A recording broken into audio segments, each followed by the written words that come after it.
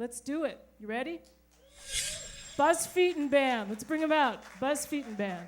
Beth very graciously invited us to come and to perform for you guys. And I have to first of all thank this incredible band that came together on really short notice. And I'd like to introduce to you Mr. John Thomas. Hey, boys. One of my old dearest friends and the total groove monster, Jerry Watts on bass.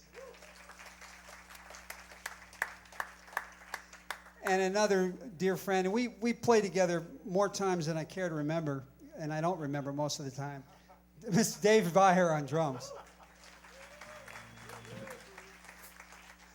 And we first met with the Dave Weckl Band, and I have to say that this gentleman is one of my biggest influences, both as a musician and as a spirit. Please welcome Brandon Fields.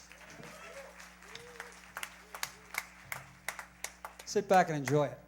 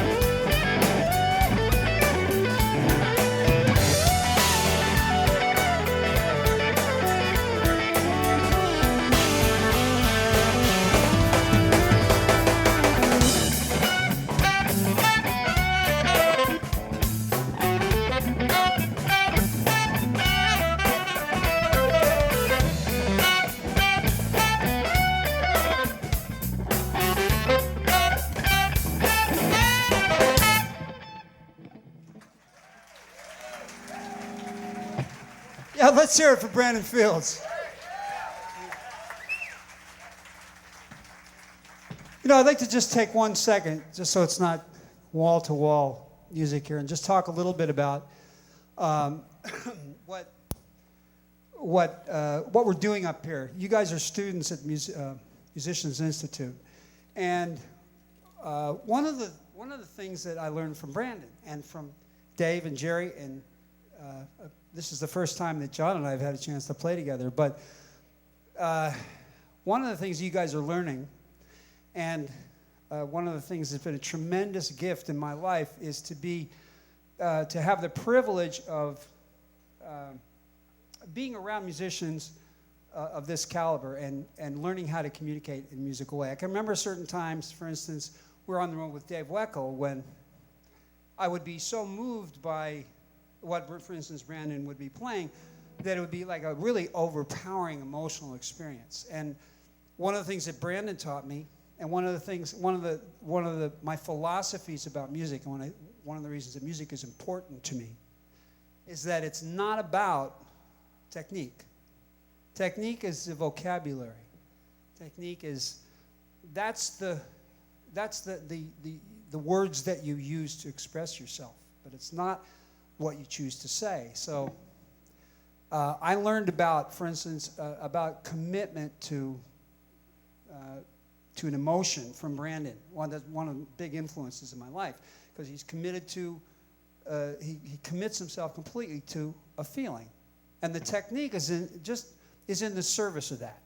The technique only is used to express a certain feeling. So I don't concern myself personally much with technique anymore. I don't obsessively practice. There was a time in my life when I did. I don't do that anymore. I prefer to enjoy the experience of communication, musical communication with other great players, and I'm very blessed and lucky to have had that experience over a long time. So anyway, we're going to move on with another song called Little Sister.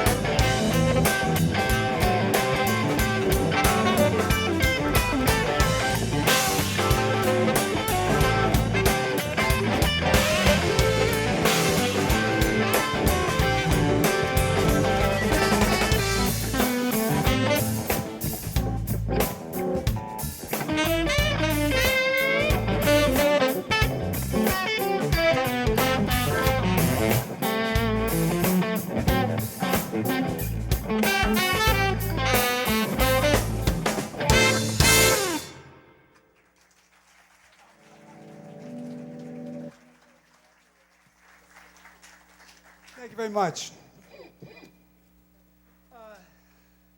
We'd like to slow things down, and this should really be interesting because this song is the first performance of this song.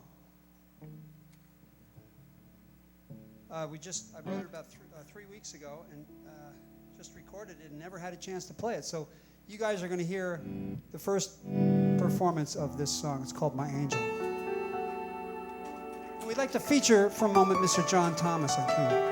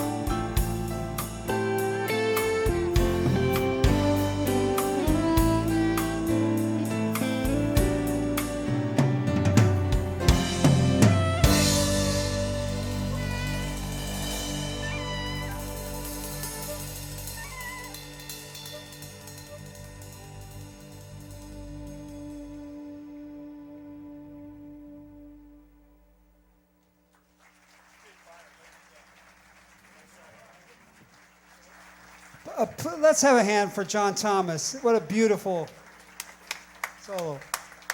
And from the one and only Brandon Fields, please.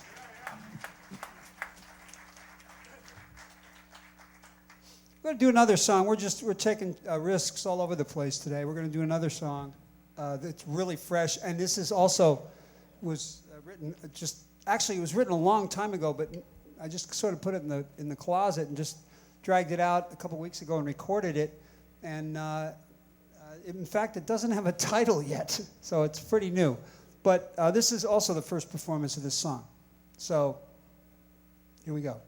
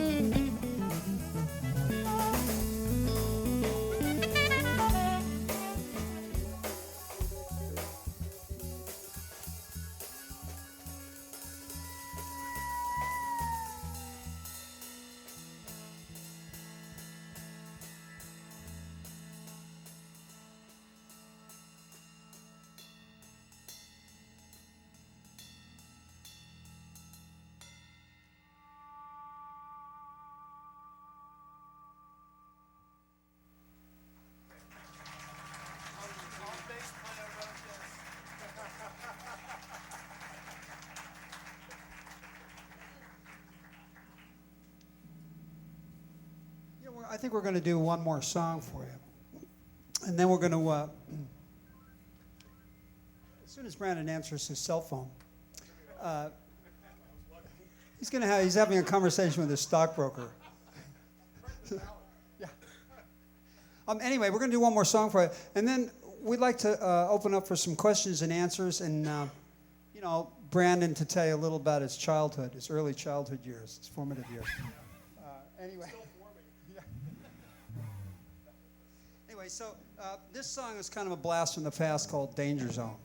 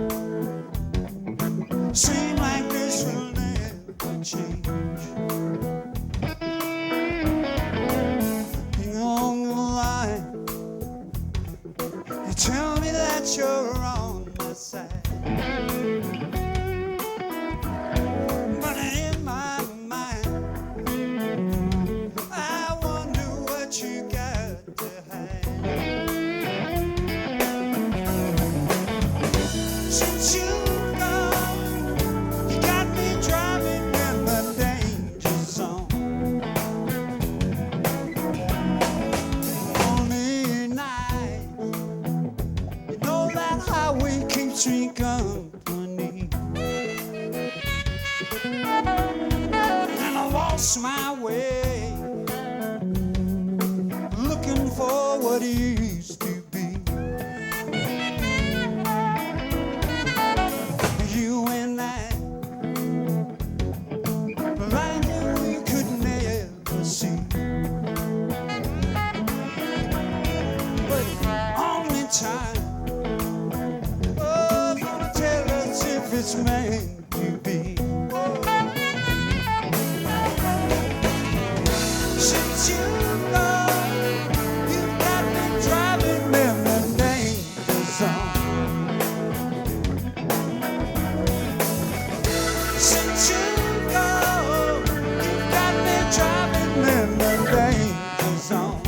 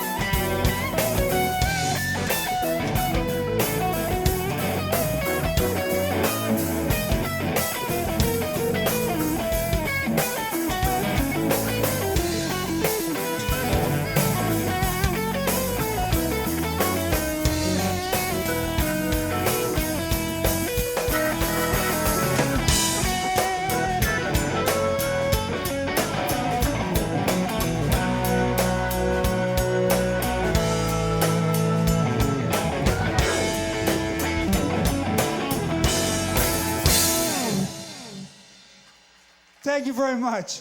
You've been a terrific audience. I want to thank once again. Yeah. Why not? Why not?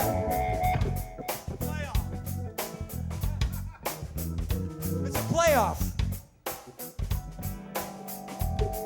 I want to thank once again Mr. John Thomas on keyboard. Thank you very much. I want to thank Mr. Jerry Watts for being such a groove master.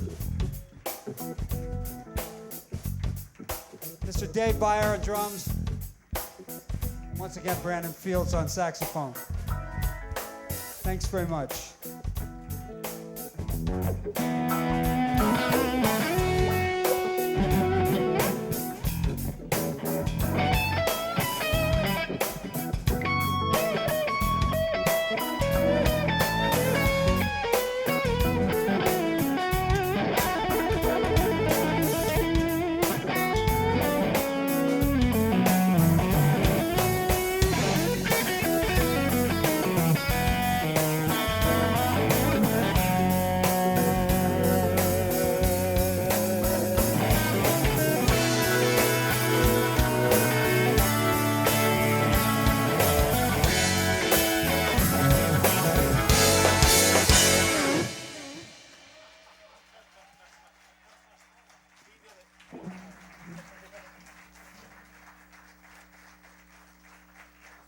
Thank you much. You guys have been great.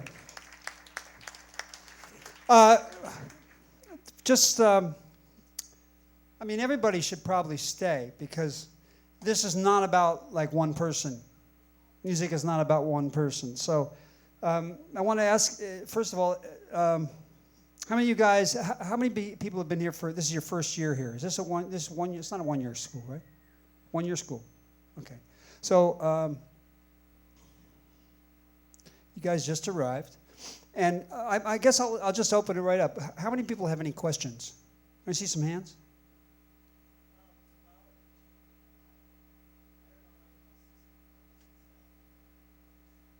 The Buzz Feiten Tuning System? Back in 1992, I got really unhappy with the way my guitar's tuned. And it wasn't really, I wasn't doing anything wrong, and I was taking my guitars to very, very qualified technicians, and they couldn't make it right. So I began to question the formulas that were being used to tune and intonate guitars, and developed some, what I believe to be gaps or flaws in the way we intonated guitars. Because, as you guys probably know, when you set up your guitar, you tune the strings to 0 and you intonate them to 0. Does everybody know what intonation is as opposed to tuning? Tuning is what you do when you tune the peg. Intonation is what you do when you adjust the saddle back and forth so that the 12th fret plays in tune. Everybody know that?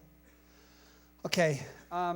There's two things that I believed were wrong with the guitar, and one of them was nut placement. I'm not going to go into a whole long-winded thing here, but every guitar I picked up was sharp at the first fret. Anybody ever experienced that? So, and I bought this really expensive tuner and started to measure everything meticulously. And every guitar I picked up, no matter the manufacturer, how good it was, how expensive it was 3 cents sharp at the first fret with standard nut placement. So I began to question if there might be something wrong with the formula. And the formula that determines fret placement on a guitar, everybody notice how the frets get smaller and smaller as you go up the neck? That's a mathematical formula called the rule of 18, and it was derived by Pythagoras back in Greek times, who was a brilliant mathematician. And it's called the rule of 18 because if you take a scale length, like on a Strat or a Tele, it's 25.5, and if you divide that by 17.817, that gives you the location, that scale length by 17.817, it gives you the location of the first fret, of the distance from the bridge to the first fret. And if you take that new distance and again divide by 17.817, you get the location of the second fret. Okay? Everybody follow me? So that's a consistent formula. It's the same for the first fret and the last fret. However, in physics, there's a phenomenon called end tension. Everybody ever notice that it's harder to press the string down at the first fret than in the middle? Everybody notice that? Okay. In physics, that's called end tension. And end tension dictates that as a string gets closer to the nut, it gets stiffer. And that stiffness translates to pitch. So Pythagoras never had a fingerboard. When he figured out fret placement, he had no fingerboard. He just had a movable fret and a string stretched between 2 points. And he would pluck the string and he would slide the fret and pluck the string and slide the fret. Right? So Pythagoras never pressed down on a string. So he never experienced that. So I believe that we stumbled on a flaw in the math. So 1/2 of the Buzz Feiten tuning system corrects the nut location. It moves the nut closer to the first fret by a percentage. Right? And that takes care of that sharpness. The second and more important half of the Buzz Feiten tuning system has to do with how we tune and intonate the guitar. Because normally, you tune and intonate a guitar by making this 0, the open string, and the 12th fret 0. But as everybody's probably experienced, if you do that, certain chord shapes sound out of tune. Everybody experienced that? Yeah. So so did I. So I started listening. I was on the road with Bette Midler, actually. And I listened to the piano tuner. And every night, the piano tuner would come out and tune this beautiful grand piano by ear. And it sounded unbelievable. It sounded great every night. And this guy's tuning 88 notes. We're playing in every key on the planet. And I can't tune 6 strings on a guitar to make it sound as good as those 88 notes. So something was, and I was using a tuner. So I started saying, okay, something's wrong here. If I can't get these 6 lousy strings in tune, and he can tune those 88 notes, something's wrong. So I started to question whether there might be a better way, a more precise and more appropriate formula for guitars, right? What's the first thing everybody does when they tune a guitar? Anybody ever notice that your G string sounds sharp here? Anybody ever notice that, right? Okay, especially if you fret it, like the first or second fret, sounds sharp. Okay. The Buzz Feiten tuning system, we don't tune. Normally, you're supposed to tune that string, open string, pitch to 0 pitch. With the Buzz Feiten tuning system, we have a specific number of -2 cents that G string gets tuned, open string to -2. In addition to that, we've moved the fret. We've moved the nut closer to the first fret, right? That also makes it flatter. That note, that makes the first few frets play flatter. So we've corrected the inherent sharpness of that string, right? And then we compensate by assigning the 12th fret pitch a different number. With the Buzz Feiten tuning system, it happens to be +1 cent. But each string has a magic pair of numbers. Everybody follow me? So it's very close to piano tuning. What it does is it makes the guitar easier to tune, makes it more intuitive. In other words, it just feels right to tune it as a guitar player. Because after a long time of tuning guitars and being in studios and listening to tracks of what sounded in tune and what didn't sound in tune, you start to get a feel for it after a while of what sounds in tune. And every professional player I know adjusts his tuning. Every professional player I know tempers his tuning. Everybody know what tempering means? It means adjusting away from 0, right? So what the Buzz Feiten tuning system does is it makes that a formula.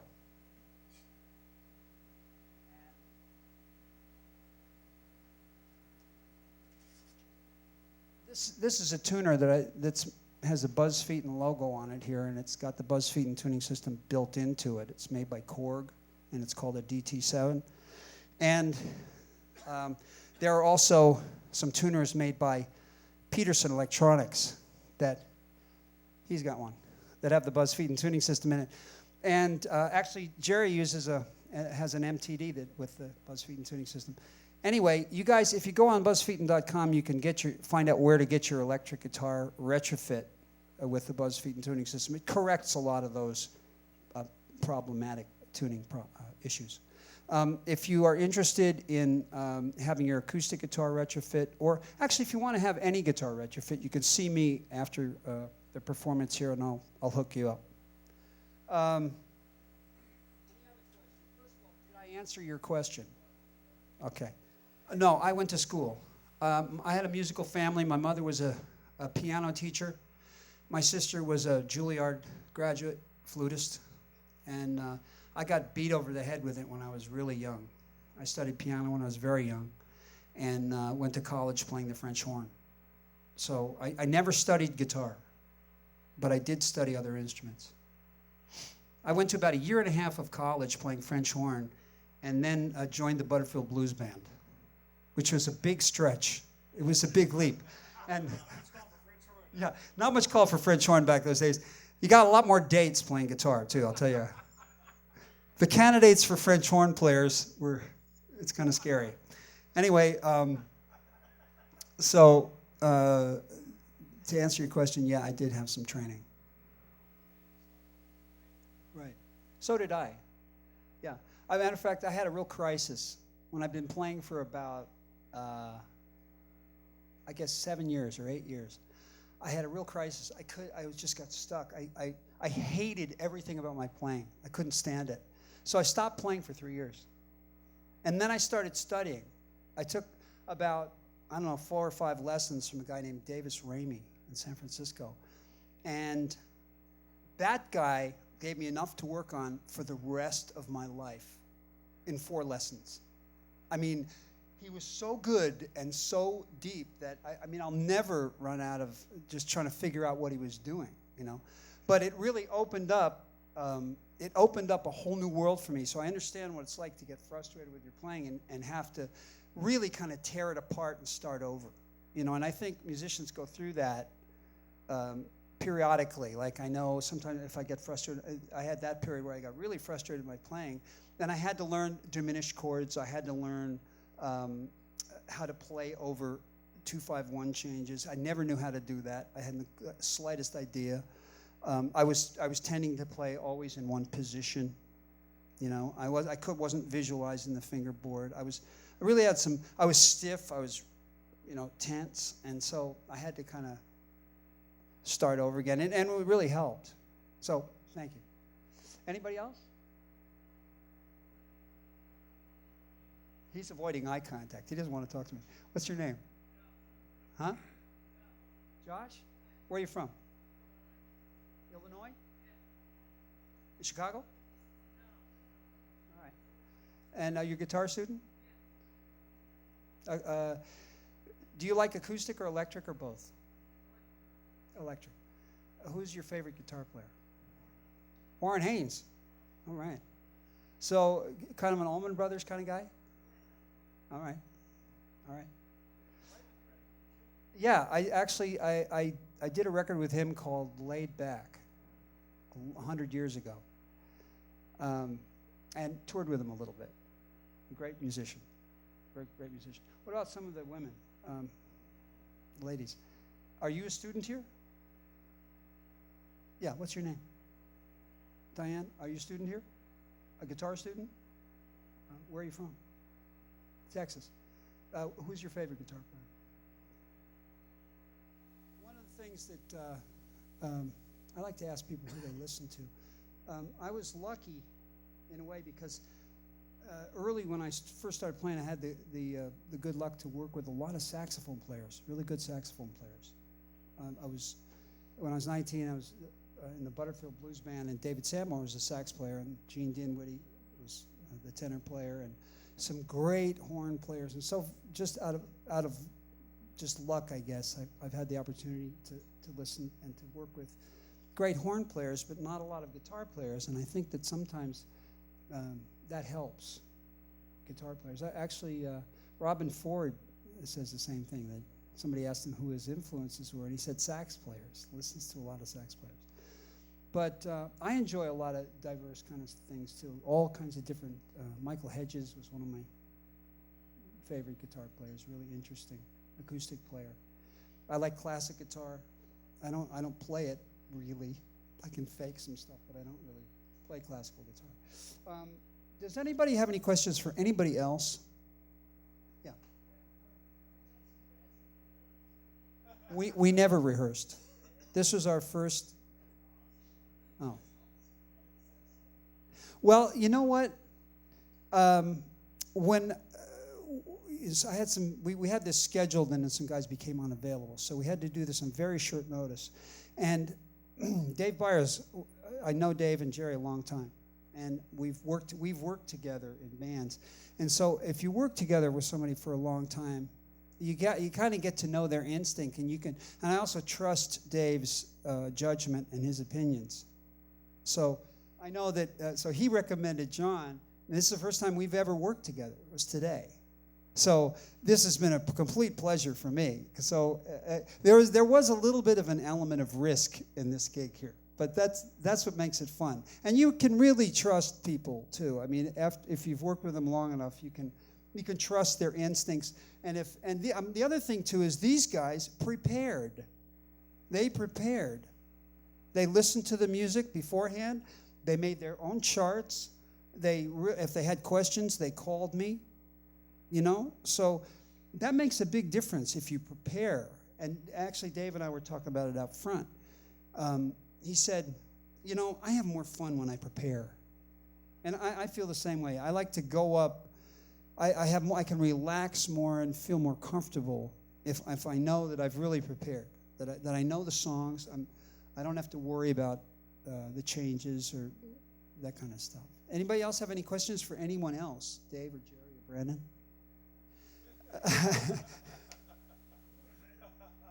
Did everybody hear what he said?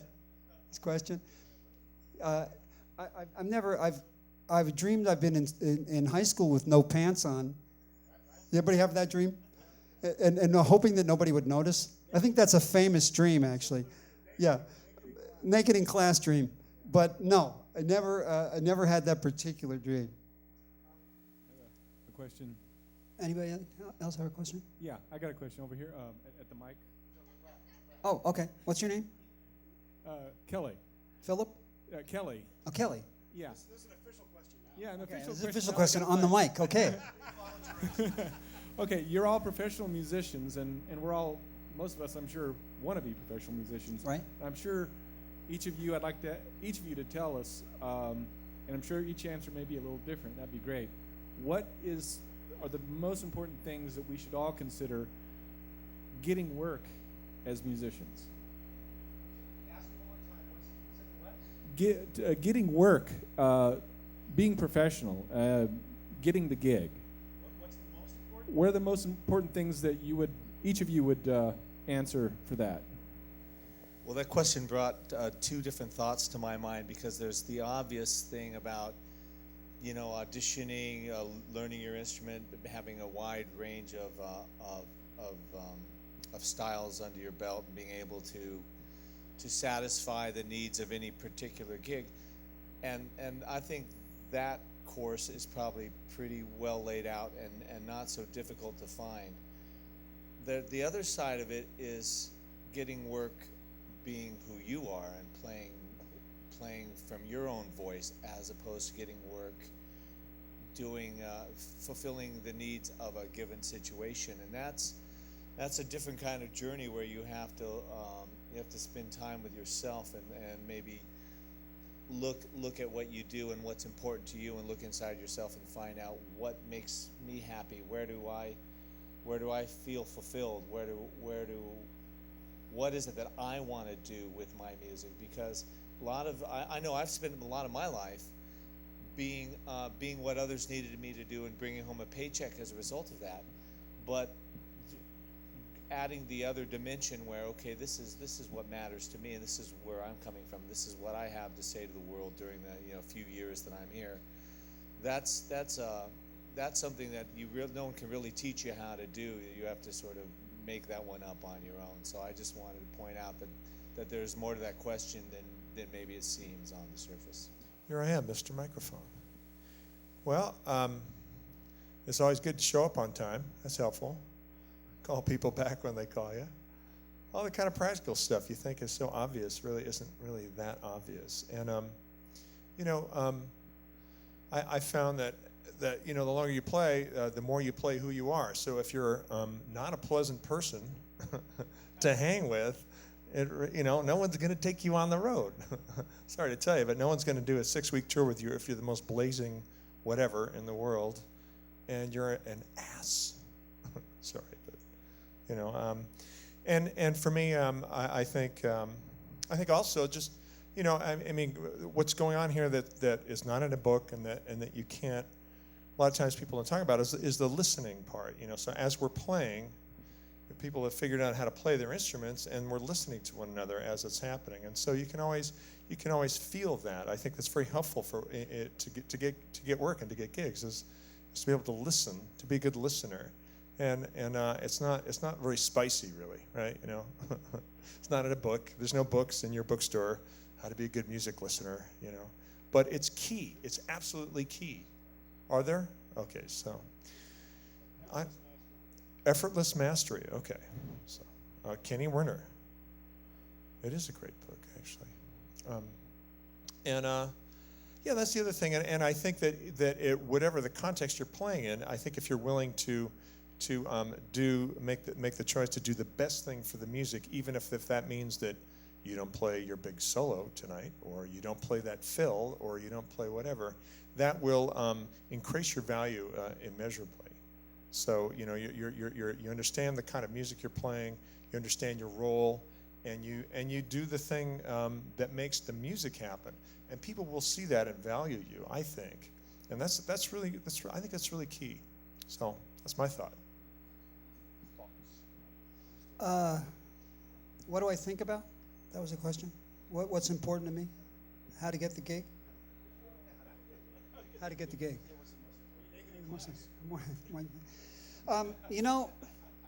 I think you gotta. What Jerry said something really important. And you know what? Neil Larson told me this a long time ago. Or he didn't. I mean, he was just kind of sharing his idea. He said the most important thing, the one thing that he thinks about. I mean, of course, you have to be able to play your instrument. But what he told me the most important thing to him is communication.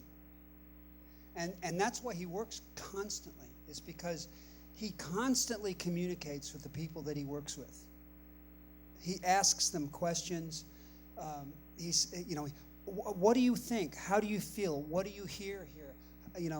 How do you, is what I'm doing working? Can I do something different? He's just always leaning forward. You know what I mean by that? By leaning forward into like he's really open to communicating musically and verbally. It's important. That's kind of what Jerry was saying, I think, that if you communicate with people, like right away, show them who you are, how you feel, have opinions, but be open to their opinions, that's a big part of it. People feel comfortable if they know that you want to satisfy them. You know what I mean? They feel comfortable if they know that you know what your job is. Your job as a musician is to make them happy. Really, is to make them happy. If they're hiring you, you want to give them what they're expecting and what they want. So, that's the attitude I try to. If I'm having a bad day, or if I'm in a bad mood, or if I'm not, doing well, I try to leave that aside if I'm going to work and just say, okay, I'm here. How can I help? What can I do? How can I, be of service? And I think that's part of it. Actually, I figured something else. Go ahead. Are there any drummers here, or are they all guitar players? No drummers. Okay, I'll just talk music and not drums then. I think for me, it's kind of seeing the big picture. Most of the music I play has a vocalist. I do a lot of pop rock gigs, and I ask the singer-songwriters that I work with what the song's about. What are they singing about? Kind of like Buzz was saying about communicating. I was recording with a female vocalist I was working with, and I said, this third verse, what are you saying? What's the lyric about? I don't quite understand, And she said, she was so shocked that I asked her that. She said, I've been recording for 20 years. You're the first drummer that's ever asked me about my lyrics. And that really said something to me that, maybe I'm onto something here. because I wasn't just concerned only with my drum part. I'm looking at the bigger picture. And I think that's really important for whatever instrument you're playing, because most of the time we're supporting as rhythm section players. So you have to understand what it is you're supporting. Are we happy? Are we sad? Are we down? Are we up? Whatever it is, you know. So I think that's a big part. There you go. And here's Brandon. Wow, I can only add to what all has been said. A bunch of great comments. I can tell you that I've played so many different types of music, and the one common thread through all different genres is if I feel people are listening to me on stage, and if I feel that the audience is listening. And through that book, Effortless Mastery, there were a couple key bits of information for me that turned my attitude around when I go out and listen to music. And my intention is really to will the best performance possible on stage. And when I go to a club, my intention is, just to draw out and to contribute whatever positive energy I can as a listener to those musicians on stage. And I think we do that on stage. If we do that with other musicians, we're more successful. And I think when I'm in an audience, I'm more successful as an audience member. And another aspect is the fact that you can do this for a long time, and the better you know yourself, and the more you desire to be a better communicator as a person, that all those skills just come back to bless your music. So that when you're in an environment with you just bring something that is more sharing, and you look for that in your playing environment. So I can say that I've done rock gigs where I've been blown off the stage playing an acoustic instrument, and I've played the best rock gigs where you get all the energy that it has to offer. I've played jazz gigs that I didn't feel anything. It was the same way. It's not genre related as much as musicians and audience and people related. So that I'm pretty fortunate to really enjoy a lot of different styles, rhythmic styles of music and harmonic styles. And I think, like what Dave said, the one thing that you can bring to the table is a desire to have the best performance and have the best song, and to listen to the song in its entirety. So that, yes, we do listen to lyrics, which is a slow one for me. That's probably the most recent development in my career, is a desire to actually write lyrics and to put words to phrases, because I've always felt that instrumental melodies give the listener more of an opportunity for their own interpretation.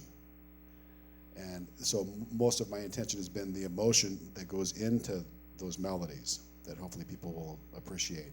And now I see a very poetic side of it too, that I have more appreciation than ever for vocalists. And I think a lot of the more successful solo instrumentalists, people that are playing melodies and solos, we're more successful if we can understand the phrasing. If we're doing, our interpretation of a vocal tune that has lyrics, those lyrics can really help shape our interpretation.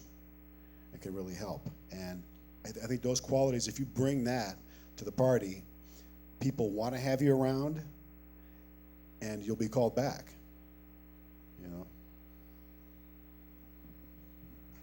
Thanks, Brandon. Any other questions? Okay. I'm sorry. Go ahead. Buzz, I got a question. I was just wondering if you could talk real quick about improvisation, how you approach it, what you're thinking about going into, a jam, or your feelings, or what you focus on, or what you're trying to accomplish. Just rocking out. Improvisation, and how do I approach it? Or how do we approach it? Well, I'll tell you, I've learned probably more from Brandon in the last 5 years than I learned in the previous 35 about improvisation, because of how Brandon, and not just Brandon, but other musicians as well, but especially Brandon, his use of, you want to tell a story. One of the key things that I learned early on about improvisation is that what makes a solo interesting, or what makes improvising interesting, is that it has a beginning, a middle, and an end. And in any story, it starts out by inviting the listener in, right? creating tension and creating drama, right? And then either, and you can decide, you can choose how to end a story. You can end a story with a big bang. You can end a story by bringing the listener down. And that's what's great about improvisation is that you can, and you do that. My approach, I like to use space. The most important thing about a solo or about improvising is how you start. Is how you start the solo, right? And a lot of times I'll listen, you know, the best thing to do and also dynamics. Dynamics. Music has to get louder and softer. It has to breathe. It has to go all the way from a 2 to a 10. If it goes from an 8 to a 10, it's boring. Does everybody understand what I mean? Like we did that a little bit today. We got really soft, right? And then really loud, you know. So that it's important to use space, like, you know, your choice of notes, and also to use the space. Let nothing happen for a while. You don't have to play, right? Think about what you want to say. Take a minute, take a breath, think about what you want to say, right? That's important. Does that answer your question? Okay. I think we're done. And okay, I want to thank you folks very much for. Oh, I'm sorry. Go ahead.